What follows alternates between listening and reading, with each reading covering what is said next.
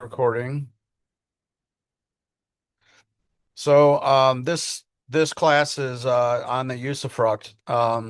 This is a concept that was established by Thomas Jefferson when he wrote letters to James Madison about the Constitution. So I have a PowerPoint here that I'm going to go through and should make it a little easier to comprehend. Um,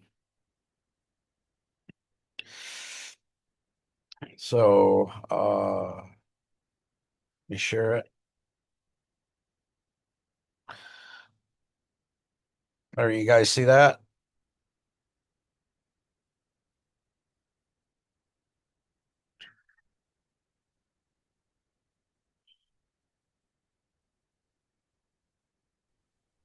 See it.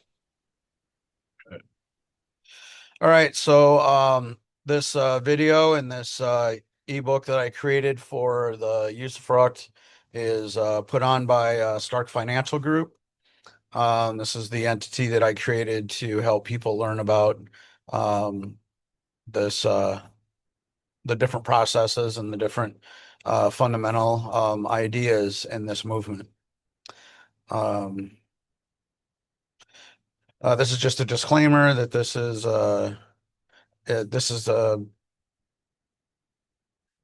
for educational purposes. You indemnify to hold harmless Stark Financial Group and its officers, directors, employees, and anybody from claims, damages, or losses. Um, Basically, I'm putting the information out here. How you use it is up to you. So this is the USUFRUCT. Took me a while to figure out how to spell that, but so start off with this. It all started with letters from Thomas Jefferson to James Madison. So here, and I have these for your review if you guys want closer pictures of it. But these are basically the letters that were written from Thomas Jefferson to James Madison. They were written 16th of September, 1789. I'm not going to go through the letters. I will send them to you if you want to read them. But what I did is because I'm an AI geek, I plugged the letters into AI and I asked to spit out a kind of a synopsis of the letters. So um, the first part here is the history. The late 18th century, 1787 to 1789, the U.S. Constitution is being ratified. Uh, Debates arise whether the Constitution and debts are bind future generations. Jefferson in Paris in 1789 observes the French Revolution, writes to Madison on generational sovereignty. Federalist Papers, Hamilton and Madison defended the Constitution against anti-Federalist concerns. Early 19th century, 1816, Jefferson visits the same question after decades of experience reflecting on Virginia's Constitution. The principles, Jefferson to Madison in 1789, core thesis, the earth belongs in usufruct to the living. Each generation owns the earth during its lifetime and cannot bind another with perpetual debts or constitutions. Debts must be paid within an average lifespan, 19 years. Constitutions naturally expire after 19 years unless renewed. Extending them is force, not right. Example, Louis the 14th's debts cannot morally bind later French generations. B. Jefferson to Samuel Kercheval, if I said that right. July 12th, 1816, constitutions must evolve with the progress of the human mind. Warning, blind reference for old constitutions is harmful. Metaphor, forcing society under an old constitution like the making of a grown man wear a child's coat. 19th year cycle. Based on the mortality tables, constitutions should be revised every 19 to 20 years. Ward assemblies proposed as a peaceful way to collect the people's will and avoid rebellion. So in our Constitution, how we renew it is through the amendments. Okay, so we have what's called a living Constitution. Um, Madison and Hamilton's counterpoint. Jefferson proposed frequent conventions to revise constitutions. Madison Hamilton opposed frequent appeals to the people. Key objections, destabilization, too many conventions erode the respect for government, passions over reason, constitutional changes risk to be driven by passions rather than reason. Legislative advantage, legislators would dominate conventions due to proximity to the people. Dangerous precedent. Stability is essential. Frequent changes risk disorder. Conclusion, written constitutions require stability. Conventions may be needed, but not routine. Amendment process, proposed by 2 of 3 of Congress or convention called 2 of 3 states. Ratification by 3/4, 2/3, or by 3/4 legislators or contention. Safeguards temporary protection of slave importation pre-1808. No state may lose equal Senate suffrage without consent. Significance balance Jefferson's call for revision with Madison's need for stability. Comparative analysis, Jefferson versus Madison and Hamilton versus Article 5. Jefferson constitutions expire after 19 years, a generational sovereignty. Madison and Hamilton, frequent revisions destabilize stability over change.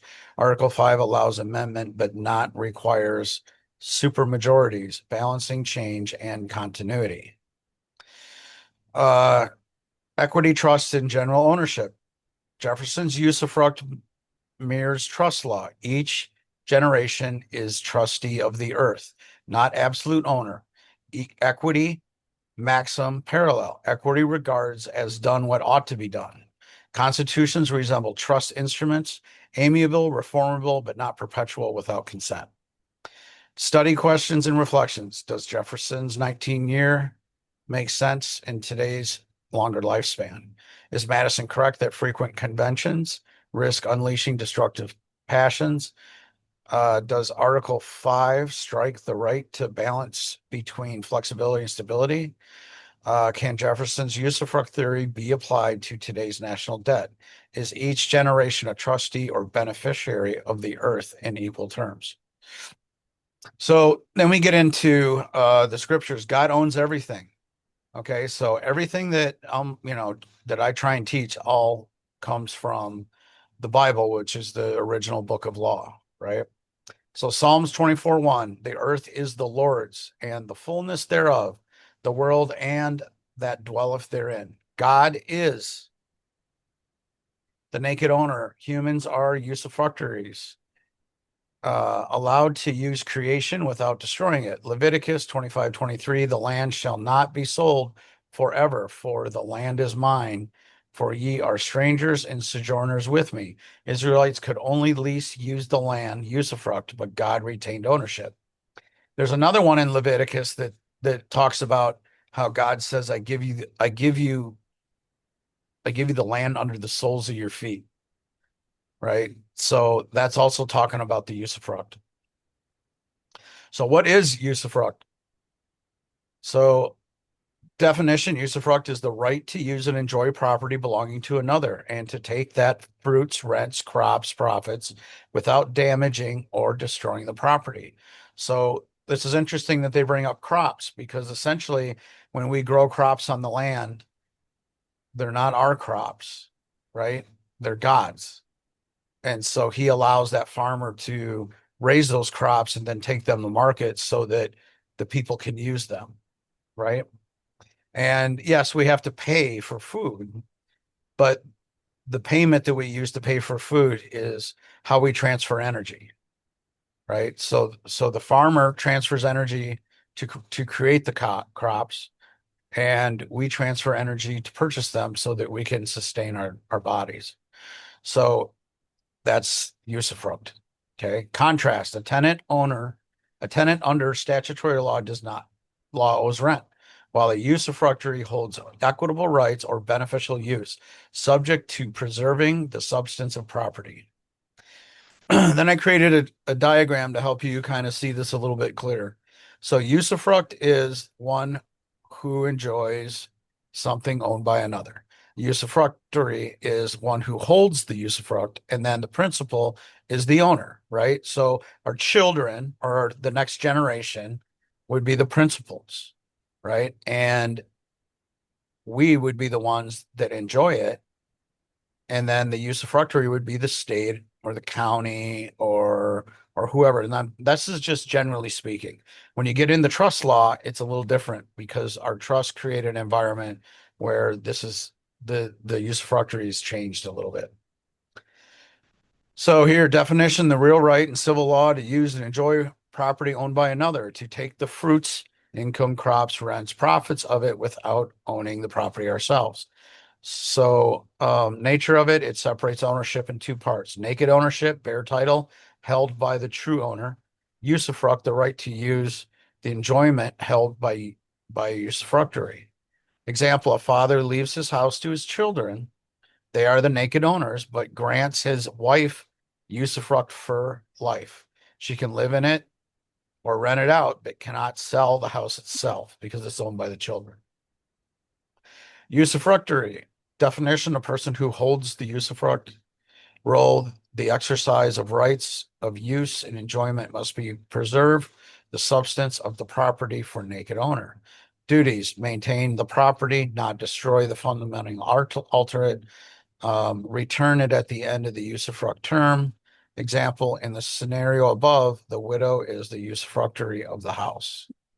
So she's the one that's holding it in lieu of the beneficiaries. So key difference: usufruct is the right itself, the bundle of the benefits. Usufructory is the person who holds and exercises that right. So then we get into more scripture here: stewardship and accountability. Genesis 2:15. And the Lord God took the man and put him into the Garden of Eden to dress and keep it. Adam was given the usufructory rights to enjoy the fruit, but also to preserve the garden. Luke 16:1-2, the parable of the unjust steward, which we've talked about before in all the training I teach you. The steward did not own the goods, he only managed them. Classic usufructuary relationship. As we know, in the unjust steward, he squandered those rights for the future generations. And so God had to send a new trustee, which we call Jesus.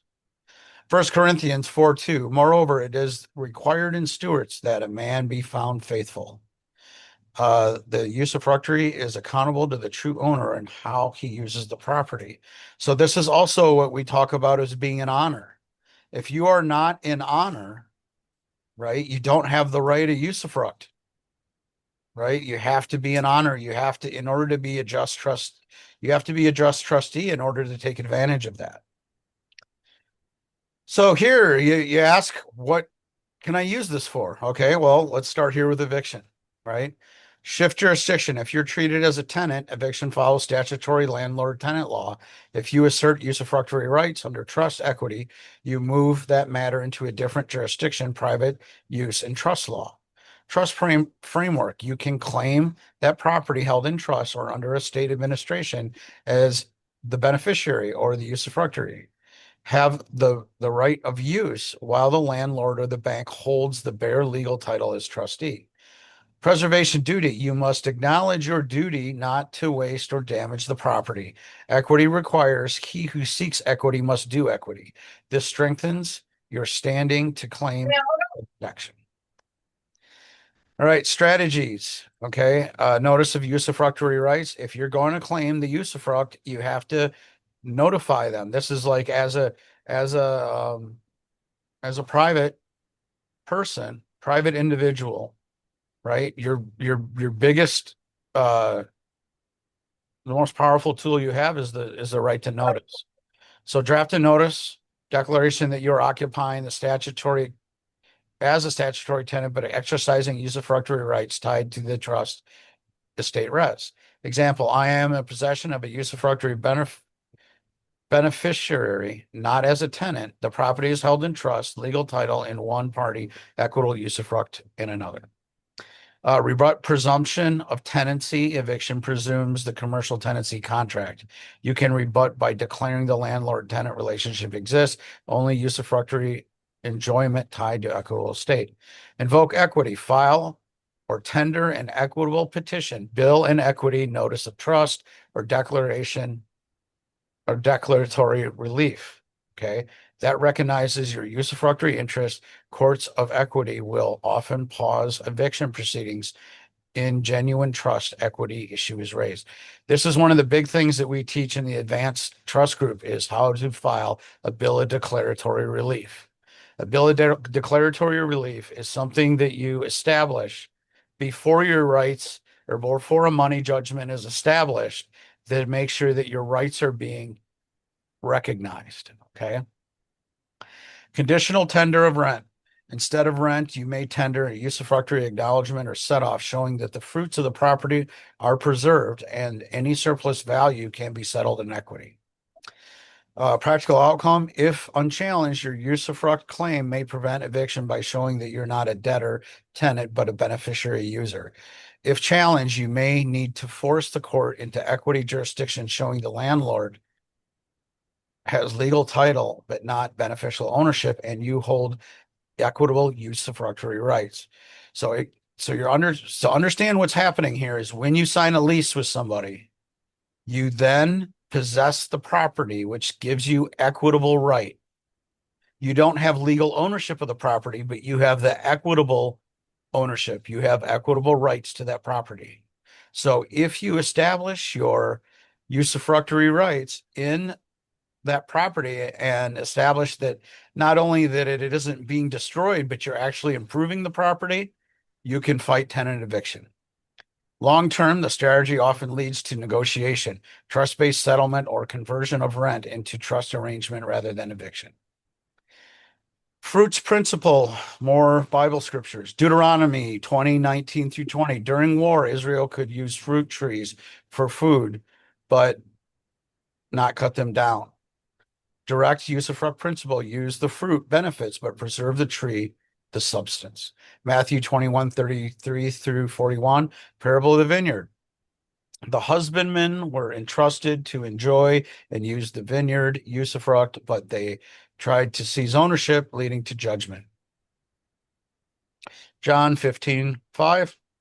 I am the vine, ye are the branches. He that abideth in me, and I in him, the same bringeth forth much fruit. Our life in Christ is usufructory. We draw fruit from him, but do not own the vine itself. Legal versus equitable title. Legal title is the formal ownership of property recognized by law. So basically a deed to a house is legal title.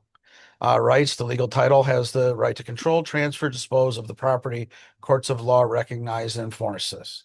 Example, if a deed of the house is recorded in someone's name, that person holds legal title. Equitable title is the beneficial or real interest in property. They also call this the real party in interest, right? Recognize in equity rather than law, it represents the right to benefit from use or enjoy the property, even though the legal title is in another name. Rights, the equitable title holder has the right to compel the legal title holder, the trustee, to act for their benefit. Courts in equity protect these rights. Example, in a trust, the trustee holds legal title to the trust property while the beneficiary holds equitable title since they enjoy the benefits of the property. So key differences, nature of ownership, legal title, ownership is enforceable by law, equitable title, ownership is enforceable in equity. Control versus benefit, legal title holder controls the property, equitable title holder enjoys the property's use or income. Trust context, trustee holds legal title, beneficiary holds equitable title. So inheritance, Numbers 18:20, Levites were told, thou shalt have no inheritance of their land. I am part of and thine inheritance. They had to use the offerings, the usufruct, but no permanent estate of land. Hebrews 11:13, these all died in faith. Hebrews 11:13, these all died in faith, not having received the promises, but having seen them afar off, and confessed that they were strangers and pilgrims on the earth. Earthly possession equals usufruct. True inheritance lies elsewhere. All right, so then mortgages. Okay, so the two main things that I feel that you can take advantage of on this is eviction and mortgage. There's a lot of things that you can use this for, but these are the two main things, right? So usufruct is the right to enjoy the property owned by another without destroying or diminishing the substance. The naked owner retains title. The usufructuary gets to use, possess, collects rents, just like if you own a home, right? When the usufruct ends, right, in civil law, usufruct is recognized as the real right. In equity trust law, it can also be invoked to distinguish between legal title and equitable or beneficial use. Mortgage already involves usufruct. The mortgage naturally separates rights. The bank lender holds title, security interests until the debt is satisfied. The homeowner has the usufructuary right. You live in, use, rent out, and enjoy the property, even though technically you don't hold unencumbered title. So in one sense, you are already operating under usufruct when you have a mortgage. You're enjoying the use while someone else holds the title. How the usufruct on a mortgage, this is where the strategy comes in. There are two main approaches. An equity trust framework, you can declare the usufructuary right as a trust res. Okay. Then you hold possession and enjoyment without claiming legal title.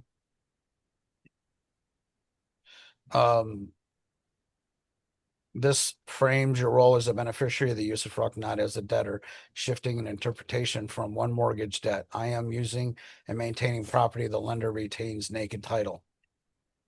So if challenged, you have the equitable possession of usufructuary rights to the property. The lender role is limited to naked title, the security until the contract is satisfied. Foreclosure without honoring usufruct rights is breach of fiduciary duty. Practical applications, trust filing, place your usufructuary rights into private trust separate from the mortgage instrument. Court pleadings assert usufruct to show you're not trespassing on unlawful occupying. You have the lawful beneficial use. Treat the lender as holding only a naked title interest, not dominion over your beneficial enjoyment. So then we have some templates. When these are all included in the book. So this is the UCC, the addendum, and then the UCC 3, which is an assignment.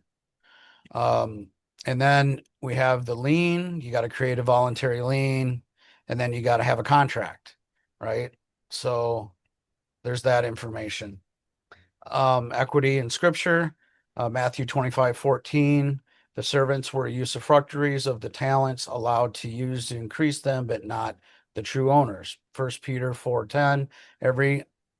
As every man hath received the gift, even so minister the same to one another as good stewards of the manifold grace of God.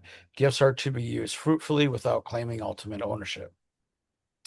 So then the last few pages is just talking about, it's just where all this information came from. Okay. All the different banking acts and all the different, where all this usufructuary information is. And, this is all in the book. And so that's the end of that part of it.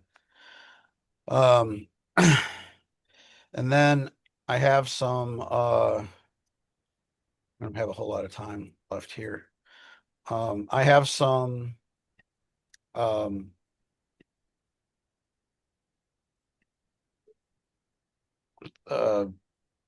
stuff I'll go over here with you so you can see this. So this is the one I did for my trust, right? This is in New York.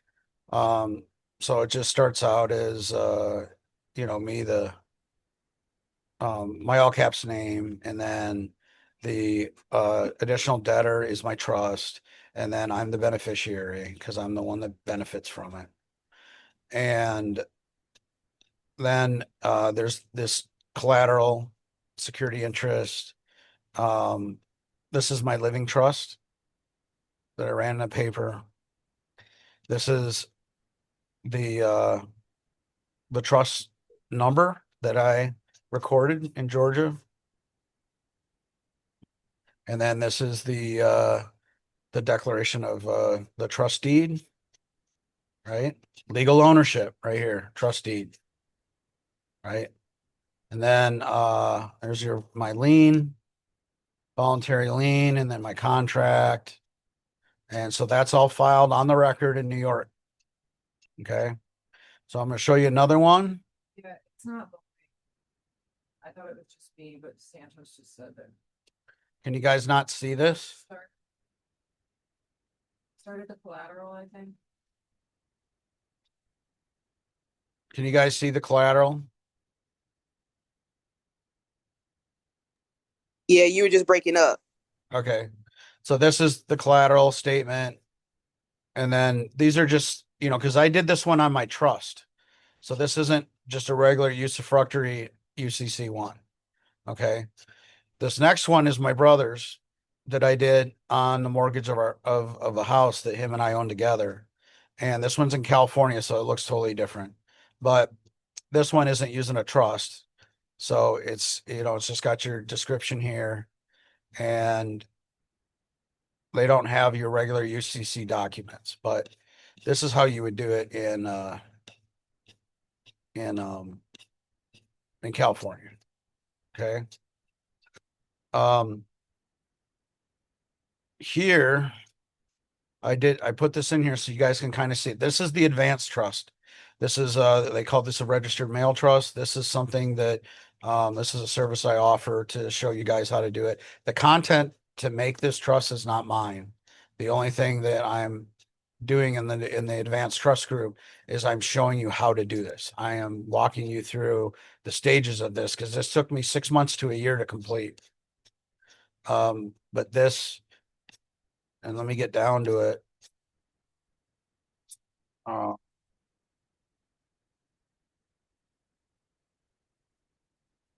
Yeah, so here it is. Here is Annex B, which is this is how I brought my birth certificate in and conveyed the interest in the trust.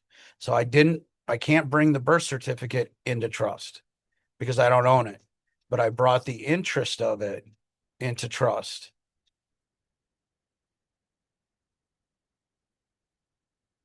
And I created title. So I have superior. That last one Go ahead. What? that last one that you had went over when you said you conveyed it to the interest to the trust. Is that what you got back from the state, basically from them authenticating it? It kind of looks like a stock certificate So with all this like the writing on it and like this is called a deed poll. This is the authentication. This is the state authentication. And this is the birth certificate. Right? But this is owned by Wisconsin. So I can't okay. bring the birth certificate into trust. What I brought in is my energy, my interest in this, my equitable interest in the birth certificate is what I brought in the trust. Okay. So then, because I'm both the trustee and the beneficiary, then merger occurs, which means that the lower title is extinguished and the only thing that remains is the higher title. Okay. To explain that a little bit better, okay, let's go to a UCC, right? You got a debtor, you got the debtor names, and you got the secured party names, right? But the secured party and the debtor names are the same people. Because the debtor and the secured party are vested in the same person, the lower title extinguishes. So between secured party and debtor, which one is the lower title?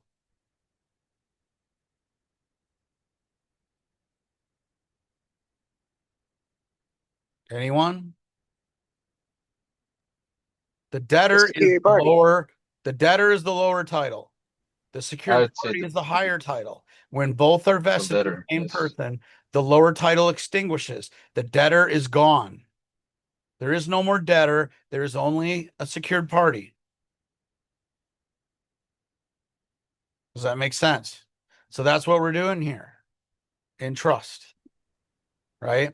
And this is all USUFRUCT. This is everything, right? Is that this is the secured party is the one that enjoys, and this is the one that holds, right? But it all becomes one when it's all the same person. So these templates and different things will be available to you when you purchase the book. This class was free, so the information I'm putting out here is free to you to take advantage of. But the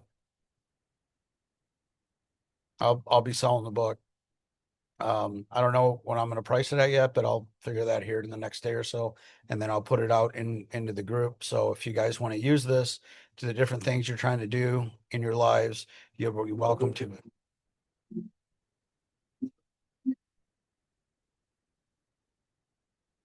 So we're gonna shut this down now. So we'll talk to you guys later.